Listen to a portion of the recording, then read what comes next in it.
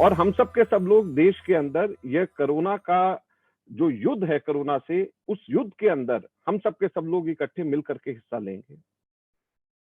हम लोगों ने देखा है कि पूरी दुनिया में कोरोना से इस युद्ध को लड़ने में कई मुल्क सफल हुए हैं।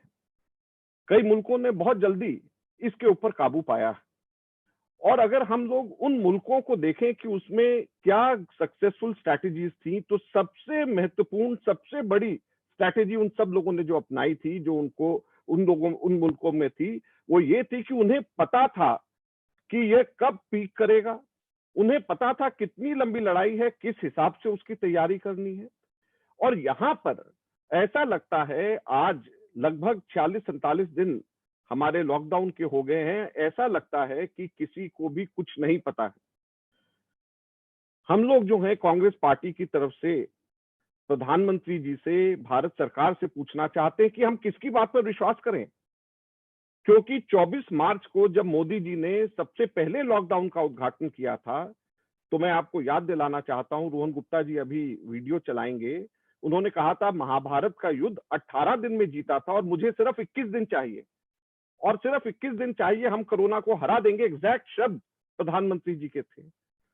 और उसी दिन नीति आयोग के अंदर प्रधानमंत्री जी को जो इसके बारे में सलाह दे रहे हैं, इनके टास्क फोर्स को सलाह दे रहे हैं, डॉक्टर वीके पॉल, उसी दिन उन्होंने एक ग्राफ को, जो है अभी उसका भी वीडियो हम दिखाएंगे, उस ग्राफ को दिखाया था जिसमें उन्होंने कहा था 16 मई तक के हिंदुस्तान में 0 हो जाएगा। 16 मई के बाद में यहां पर हिंदुस्तान में कोई भी कोरोना के केसेस पॉजिटिव नहीं पाए जाएंगे।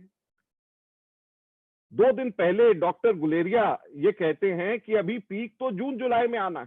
डॉक्टर गुलेरिया जो एम्स के डायरेक्टर हैं, वो भी प्रधानमंत्री के टास्क फोर्स को अपना इनपुट देते हैं।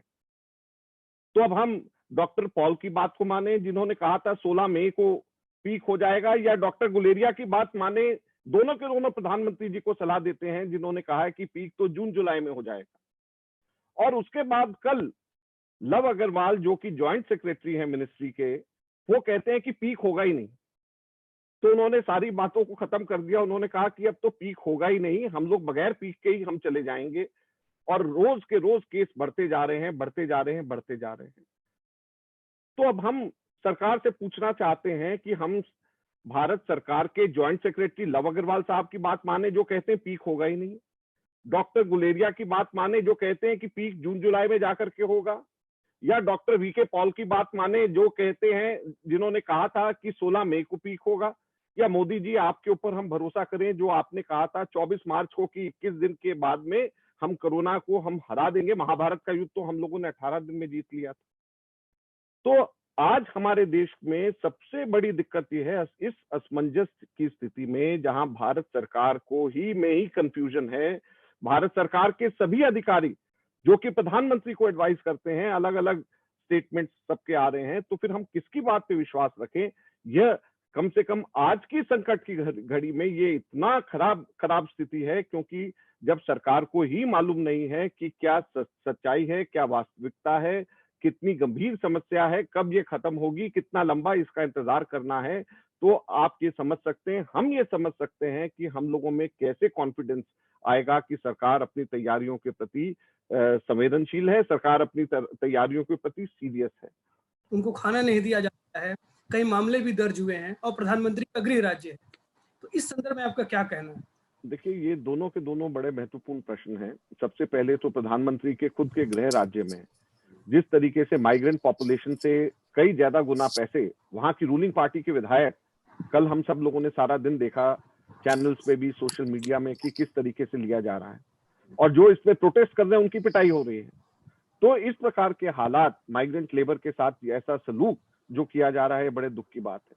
और ठीक उसकी दूसरी तरफ लेबर लॉज के अंदर परिवर्तन किया जा रहा है। कुछ लोग कह रहे हैं कि ये लेबर रिफॉर्म्स हैं। भैया, ये लेबर रिफॉर्म्स नहीं है, ये लेबर्स का, वर्किंग क्लास का गला घोटने वाले कार्य हो रहे हैं।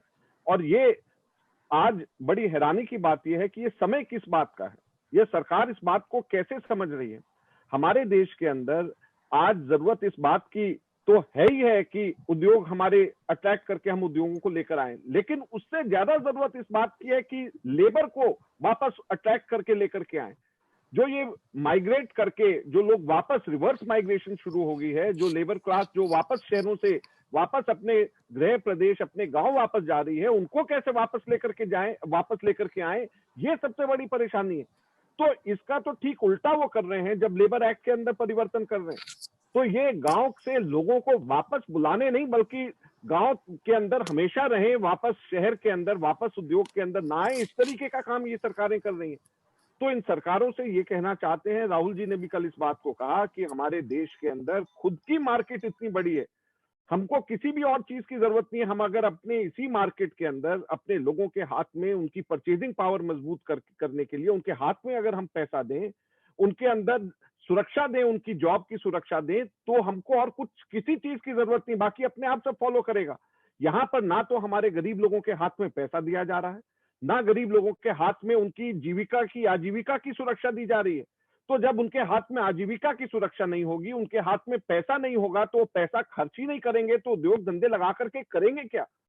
तो ये बिल्कुल गलत समय के ऊपर ये करा जा रहा निर्णय है। अगर उद्योगों को अट्रैक्ट करना है तो करना चाहिए, इसमें कोई दो राय नहीं, लेकिन करने का समय होना चाहिए। आज उद्योगों को अट्रैक्ट करने की जगह लेबर को अट्रैक्ट करने का समय है कि लेबर कैसे वापस आए, और ये लेबर को भगाने का काम इन लेबर लॉज के अंदर चेंज करके कर रहे हैं। ये बड़े दुख की बात है।